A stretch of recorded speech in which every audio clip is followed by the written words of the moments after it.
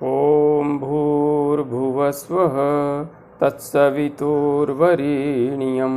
भर्गो देवस्य धीमहि धियो यो नः प्रचोदयात्। उस प्राण स्वरूप, दुखनाशक, सुख स्वरूप, श्रेष्ठ, तेजस्वी, पापनाशक, देव स्वरूप परमात्मा को हम अपनी अंतरात्मा में धारण करें। वह परमात्मा हमारी बुद्धि को सतमार्ग की ओर प्रेरित करे। भाइयों बहनों, जय श्री राम, जय गुरुदेव, जय माँ आदिशक्ति। आप भाइयों बहनों की साधना से संबंधित जिज्ञासाओं का समाधान करते हुए मैं आज प्रथम जिज्ञासा सम्मिलित कर रहा हूँ। भाई किशोर गधावी जी ने अपनी जिज्ञासा प्रकट करते हुए लिखा है।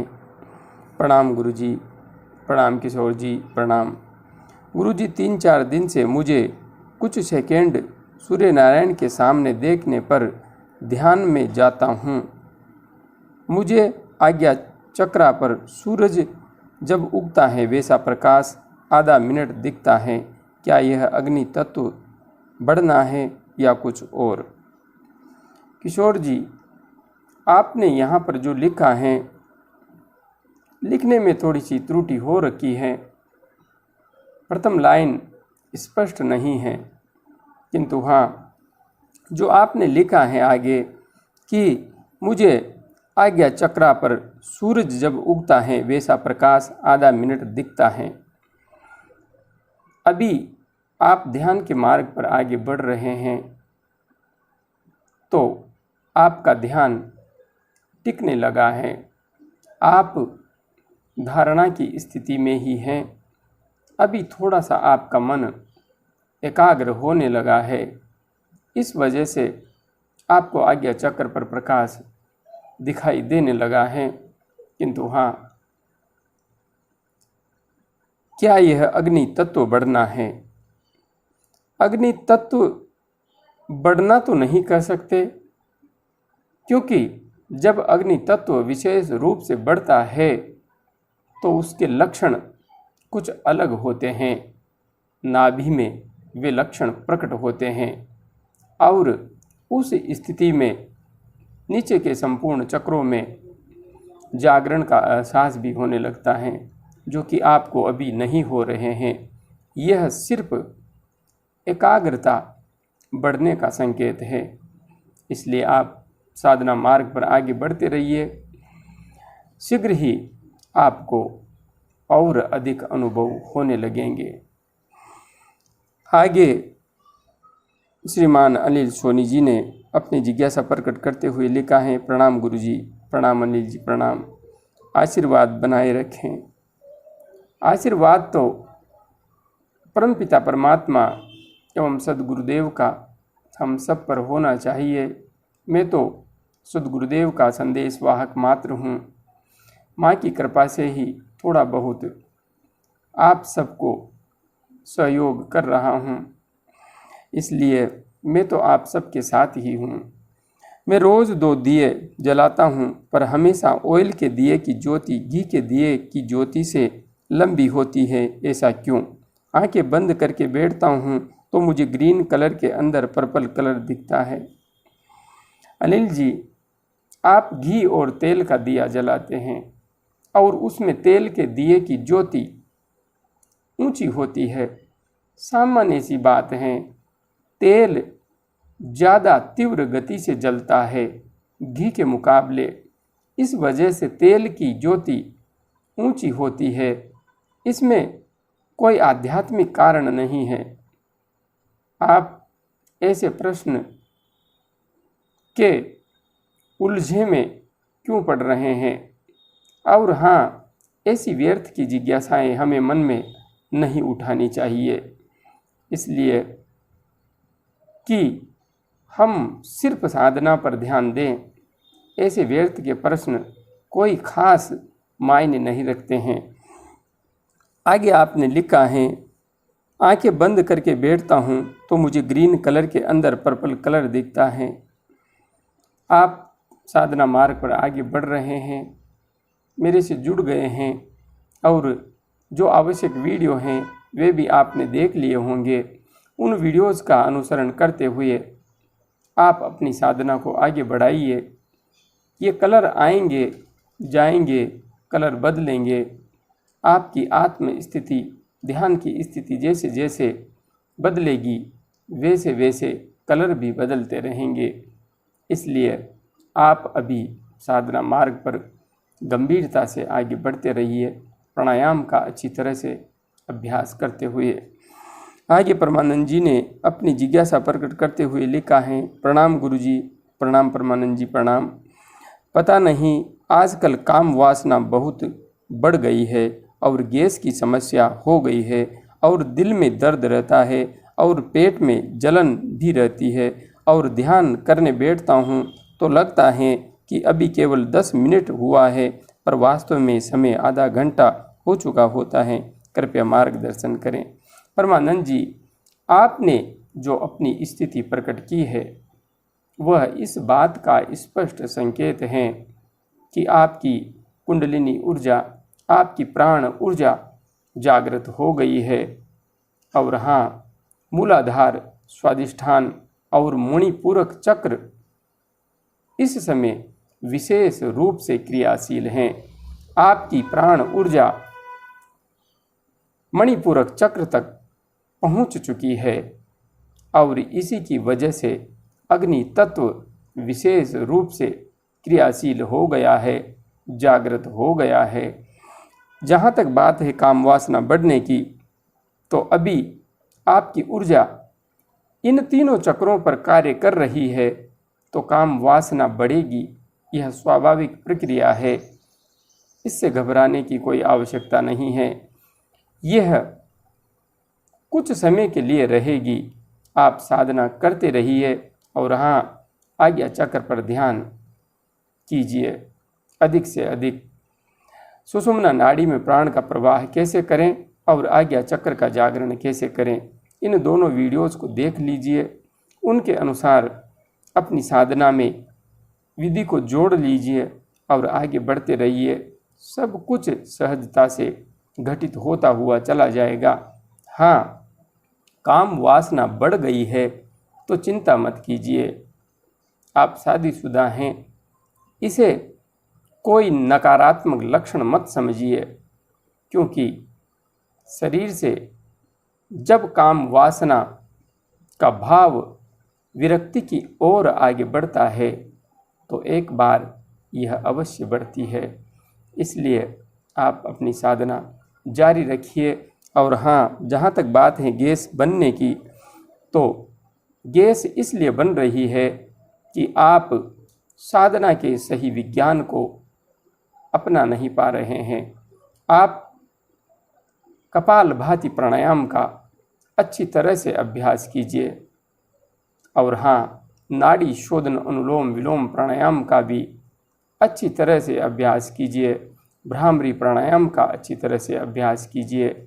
और हाँ, विशेष रूप से यदि आप खटाई का सेवन कर रहे हैं तो इस समय खटाई आपके लिए बहुत बड़ा खतरा है, जहर के समान है, क्योंकि यह स्थिति अभी पेट की नाड़ियों के लिए अत्यंत संवेदनशील है। इसलिए आप इस समय छाछ, दही, इमली, अचार, किसी भी प्रकार का अचार हो, किसी भी प्रकार का आपको बिल्कुल भी नहीं खाना है। इनसे बच कर रहिए। आपकी यह समस्या निश्चित ही ठीक होगी। और हाँ, दिल में दर्द रहता है, दिल में दर्द रहता है, इसके लिए नाड़ी शोधन अनुलोम विलोम प्राणायाम का आपको कम से कम 5 से 7 मिनट, अच्छा होगा आप 10 मिनट तक भी अभ्यास करें और सुबह शाम करें। अगर यदि आप 10 मिनट या 7 मिनट सुबह और 7 मिनट शाम को नाड़ी शोधन अनुलोम विलोम प्राणायाम, कपालभाति प्राणायाम का लगभग 5 मिनट और भ्रामरी प्राणायाम का भी 5 से 7 मिनट अभ्यास करेंगे तो आपकी ये जो समस्याएं हैं वे तो शांत होंगी ही सही, आप सहजता से ध्यान के मार्ग में आगे भी बढ़ पाएंगे। हाँ, इस समय आप खटाई बिल्कुल नहीं खा सकते, सावधान रहिए। आगे भाई कमल कुमार जी ने अपनी जिज्ञासा प्रकट करते हुए लिखा है, आचार्य जी प्रणाम। प्रणाम कमल जी प्रणाम।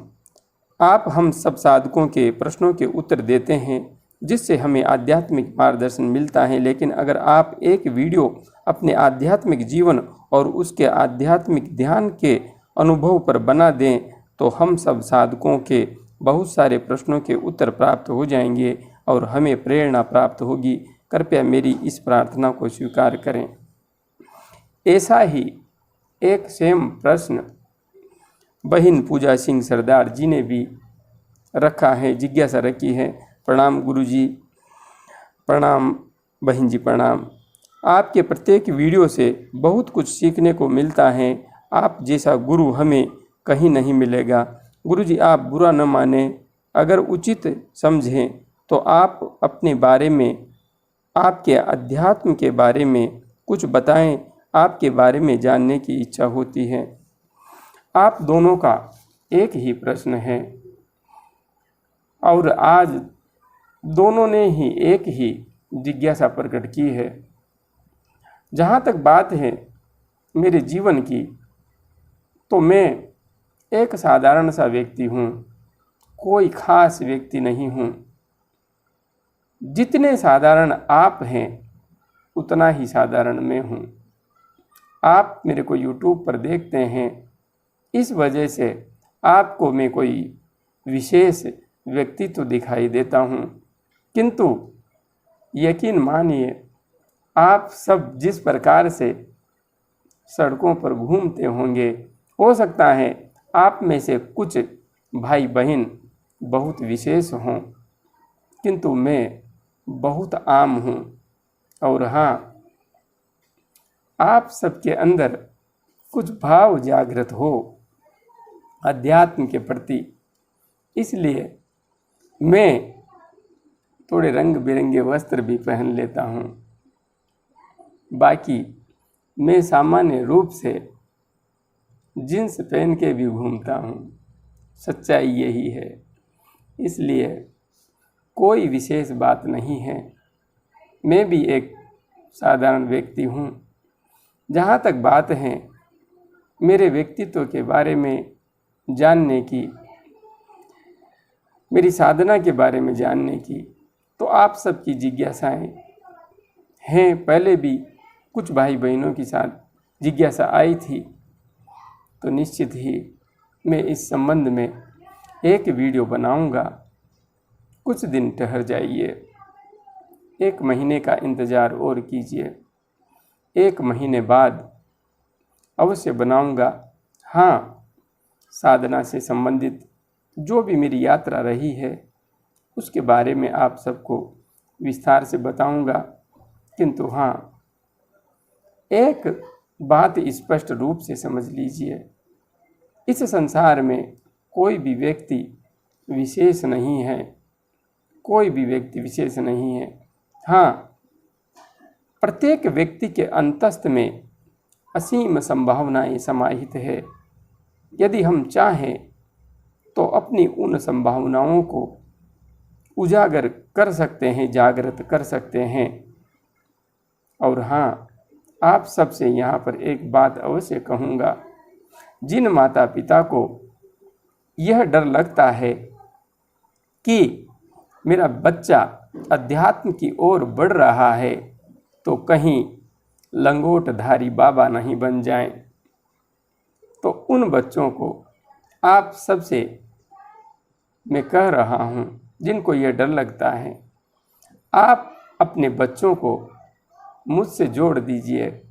आपके बच्चे हमेशा जींस पहनेंगे और हाँ, वे वास्तविक रूप में जींस पहनते हुए भी सत्य सनातन धर्म के वास्तविक ज्ञान को अपने जीवन में धारण भी कर पाएंगे, क्योंकि वस्त्र बदल लेना ही आध्यात्मिक परिभाषा नहीं है। अध्यात्म अपने अंदर होना चाहिए, वस्त्र चाहे कैसे भी हो, किंतु हाँ, वस्त्रों का भी अपना महत्व है, इसे मैं नकारता नहीं हूँ। इनका अपना महत्व है और ऊर्जा का प्रभाव भी रंग से, वस्त्रों से हमारे शरीर पर होता है। यह पूर्णतया साइंटिफिक सत्य है। किंतु जिनको डर लगता है कि हमारे बच्चे यदि अध्यात्म के मार्ग पर आगे बढ़ेंगे तो वे घर छोड़ के चले जाएंगे, वे निश्चिंत रहें। आपके बच्चे यदि घर छोड़ के जा भी रहे होंगे तो मैं उन्हें वापस घर में ले आऊँगा, क्योंकि वे जानते ही नहीं हैं अध्यात्म के वास्तविक सिद्धांत को। उन्होंने और आपने ढोंग पाखंड आडंबर को ही अध्यात्म समझ लिया है। इसलिए डरना छोड़िए और जीवन में सहजता को धारण कीजिए, सहजता को स्वीकार कीजिए। अध्यात्म कोई चमत्कार नहीं, यह विज्ञान है और यहाँ पर विज्ञान ही घटित होता है। कोई भी चमत्कार नहीं होता, कोई भी चमत्कार नहीं। इसलिए बनाऊंगा, आपकी जिज्ञासा है, आग्रह है, अवश्य बनाऊंगा। अभी इंतज़ार कीजिए। जय गुरुदेव, जय माँ आदिशक्ति।